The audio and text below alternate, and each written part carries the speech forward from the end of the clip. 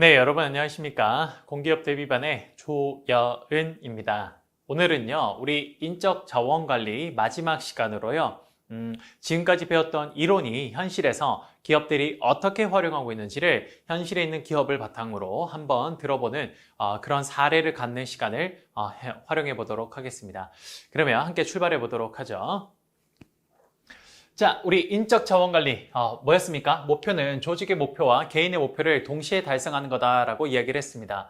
그리고 그 인적 자원 관리 프로세스는 기초 자료를 수집하고 그리고 관리하고 보상하는 바로 이 단계를 나아간다라고 이야기했습니다. 그러면 지금부터 현실에 있는 기업들이 과연 이러한 인적 자원 관리를 어떻게 활용하는지를 하나씩 좀 살펴보도록 하겠습니다. 첫 번째 기초 자료 수집부터 시작을 할 건데요. 자, 한번 해볼게요. 삼성전자라는 회사가 있어요. 그러면 그 삼성전자라는 회사는요, 일단 직무 측면과 인간 측면에서 기초 자료를 수집하게 됩니다.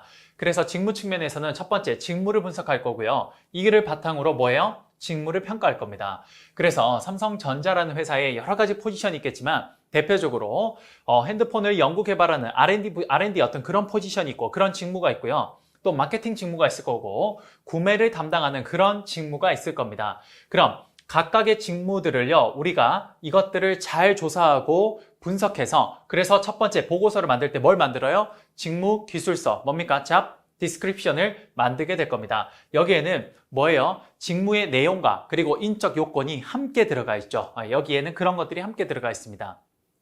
그러면 각각의 직무에 대해서 우리가 직무 기술서를 만들고 나면요, 이제 뭐예요? 여기 직무에 정말 필요로 하는 사람들이 어떤 요건을 필요로 하는지 그 인적 요건에 대해서 좀 더 자세하게 설명하는 거 뭐예요? 직무 명세서에 대해서 그 다음 우리가 기술하게 될 겁니다. 그래서 각각의 직무 기술서가 있으면요, 이거에 대한 직무 명세서를 인적 요건에 합해서 인적 요건에 한해서만 아주 자세하게 스페시픽하게 이렇게 작성하게 되겠죠. 이게 뭐예요? 직무 분석을 하는 방법이라고 보시면 될 것 같습니다.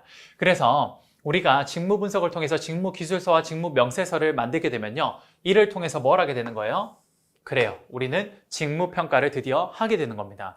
그래서 이 보고서를 통해서 이런 결론을 내렸습니다. 어떻게?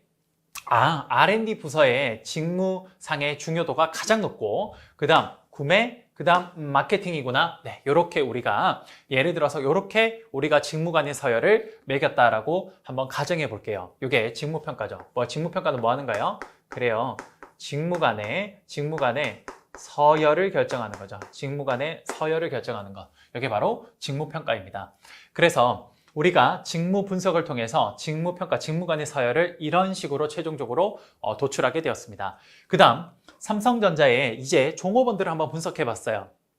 삼성전자에 수많은 종업원들이 있을 텐데요. 그 사람들의 종업원들을 분석을 해서 그 사람들의 서열을 평가해 봤습니다. 그게 뭐였습니까? 그래요. 이게 바로 인사평가, 인사고과죠. 그래서 사람들의 서열을 한번 평가해 봤어요. 그렇게 평가를 해보니까요, A부터 G라는 사람이 있는데요. 그 사람들의 서열이 이런 식으로 결정이 되었습니다. 요거를 우리가 종업원들 평가하는 방법들이 뭐가 있었어요? 그래요. 강제할당법, 그 다음에 목표관리법, 그 다음에 다면평가법, 이렇게 세 가지를 통해서 사람들의 서열을 이런 식으로 결정하게 되었던 거죠. 이해되십니까? 그래요. 삼성전자라는 곳에 직무는 크게 R&D, 마케팅, 구매 이런 것들이 있었는데 이것들의 직무 명세서, 사람들의 인적 요건은 이런 게 있습니다. 그래서 이걸 바탕으로 우리는 직무를 평가를 해보니까 R&D가 가장 중요하고 그 다음 구매, 마케팅 이런 순서였다는 거죠. 그 다음 사람들을 분석해보니까 사람들 분석을 바탕으로 사람들 인사고과 종업원을 평가하니까 이런 순서대로 사람들의 서열이 매겨지게 된 겁니다. 그래서 이걸 바탕으로요, 최종적으로 직무와 사람들이 지금 현재 어떻게 배치되어 있는지를 한번 보니까요, R&D 부서에 지금 누가 있냐? A, B, C라는 사람이 있는데 근데 이 세 사람들 전부 다 어떠냐? R&D 부서에서 요구하는 그 요건, 자질보다 좀 부족한 사람들이었습니다. 또 구매 부서를 가보니까요, DE라는 사람들이 배치되어 있었는데 역시 이 사람들도 현재 부족한 상태였습니다. 마지막으로 마케팅 부서를 가보니까요, 너무 부족하다고 했나요? 이거 좀 바꿔볼까요? 마케팅 부서는 요렇게 되어 있다고 해보죠. 마케팅 부서는 오히려 F랑 G라는 사람이 있었는데 여기 부서에는요, 오히려 F랑 G라는 사람의 능력이 여기보다 훨씬 더 컸더라는 거죠.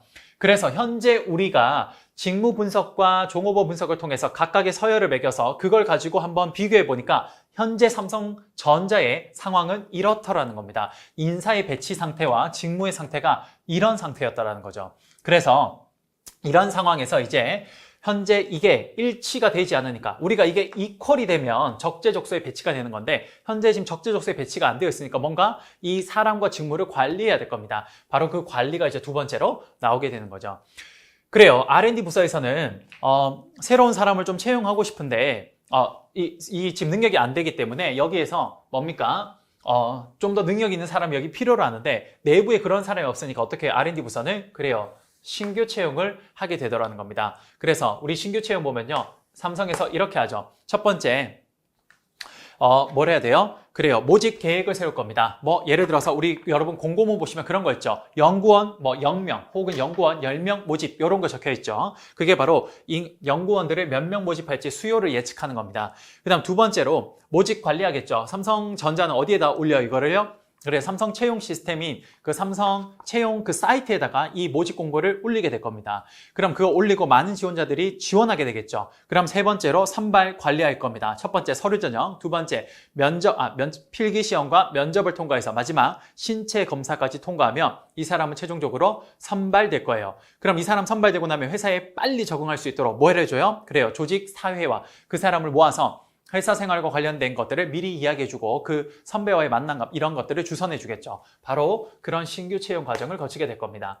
혹은 예를 들어서 현재 구매부서에는 B랑 E보다 구매부서에서 필요로 하는 능력이 여기가 훨씬 더 높아요. 그럼 이 상황에서는 B랑 C라는 친구가 있었는데 이 친구들이 R&D는 부적합하지만 이쪽으로 구매부서로 이동을 하게 되면 이 친구들이 구매부서에는 딱 뭡니까? 이퀄이 될 수 있는 그런 능력을 가지고 있네요. 이런 경우 뭐 하는 거예요? 그래요. 우리 내부 충원하는 거라고 보시면 됩니다. 이렇게 삼성전자 안에서도 사내 채용을 통해서 이렇게 내부 충원도 가능하다는 거죠. 그리고 이렇게 BC가 왔는데 DE는 그럼 어떻게 되냐? 이 친구들은 지금 현재 구매부서보다 능력이 부족한 친구들입니다. 그럼 이 친구들은 당장 구매부서에 사람들이 빨리 필요로 한 건 아니니까 일단 BC 정도만 와주면 그 다음부터는 사람이 너무 급한 건 아니니까 이 친구들 어떻게 합니까? 그래요. 천천히 뭘 해줘요? 그래요. 교육 훈련을 실시하겠네요. 이렇게 할 방법이 있겠네요.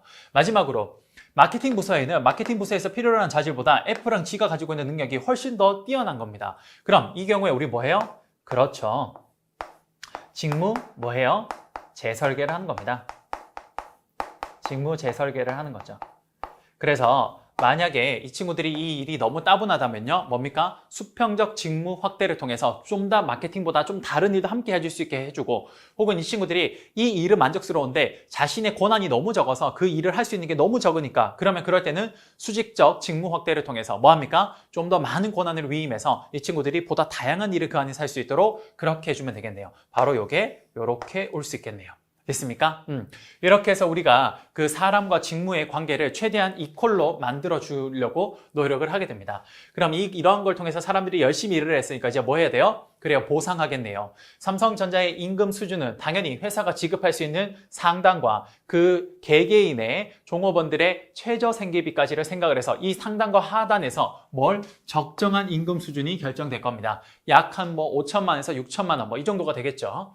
그래서 이런 수준을 결정하고 나면요. 각각의 임금 체계를 결정하게 될 겁니다. 예를 들어서 R&D 부서 같은 경우는요. 워낙 부서 자체가 좀 어렵고 책임감도 큰 부서이기 때문에요. 여기에는 직무를 중심으로 뭔가 임금 체계를 형성하면 훨씬 더 공정하게 할 겁니다. 그래서 R&D 부서는 직무급이란 걸 할 거고요.